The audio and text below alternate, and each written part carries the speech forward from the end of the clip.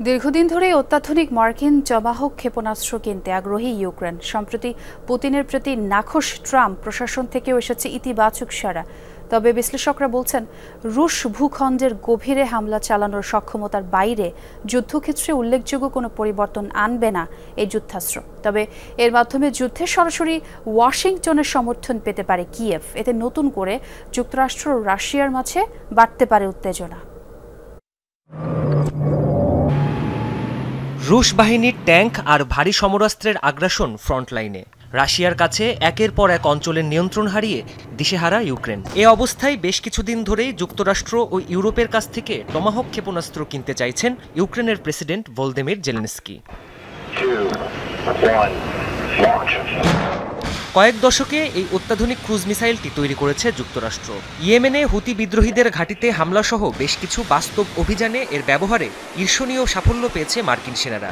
রুশ আগ্রাসন মোকাবেলায় সেই টমাহক বিক্রি করতে ইতিবাচক সাড়াও দিয়েছে ট্রাম্প প্রশাসন। ধারণা করা হচ্ছে এটি হাতে পেলে রুশ ভূখণ্ডের গভীরে নির্ভুল হামলা চালাতে পারবে কিয়েভ।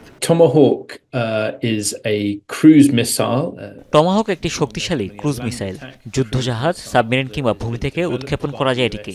নিখুঁতভাবে 800 থেকে 1500 মাইল দূরের টার্গেটে হামলা চালাতে পারে এটি। ইউক্রেনকে সম্ভবত লঞ্চার সহ এই ক্ষেপণাস্ত্র সরবরাহ করা হবে, যাতে রাশিয়ার গভীরে থাকা সামরিক ও জ্বালানি স্থাপনায় হামলা চালাতে পারে দেশটি।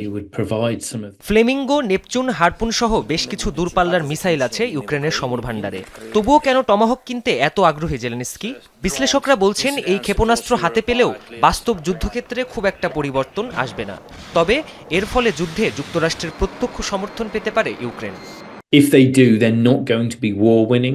টমাহক কোনো বিস্ময়কর অস্ত্র নয়। এর প্রভাবে যুদ্ধে উল্লেখযোগ্য কোনো পরিবর্তন আসবে না। তবে এটি কেনার সুবাদে মার্কিন গোয়েন্দা তথ্য ও দূরপাল্লার মার্কিন সমরাস্ত্র পাবে ইউক্রেন। এর ফলে ইউরোপের সংঘাত ও নিরাপত্তার বিষয়ে উদাসীন ট্রাম্প প্রশাসনের অবস্থার পরিবর্তন আসবে, আর এটি অনেক কিছু বদলে দিতে পারে। এ বিষয়ে অবশ্য আগেই মার্কিন প্রেসিডেন্টকে সতর্ক করেছেন রুশ প্রেসিডেন্ট ভ্লাদিমির পুতিন। ইউক্রেনকে টমাহক দিলে ওয়াশিংটনের সাথে বড় ধরনের উত্তেজনা সৃষ্টি হতে পারে বলে হুঁশিয়ারি দিয়েছিলেন তিনি। এ পরিস্থিতিতে কিভাবে বা কোন দেশগুলোর মাধ্যমে ইউক্রেনকে এই টমাহক সরবরাহ করবে যুক্তরাষ্ট্র, তা এখনো স্পষ্ট নয়। প্রাণপ্রতিম কুণ্ডু, যমুনা নিউজ।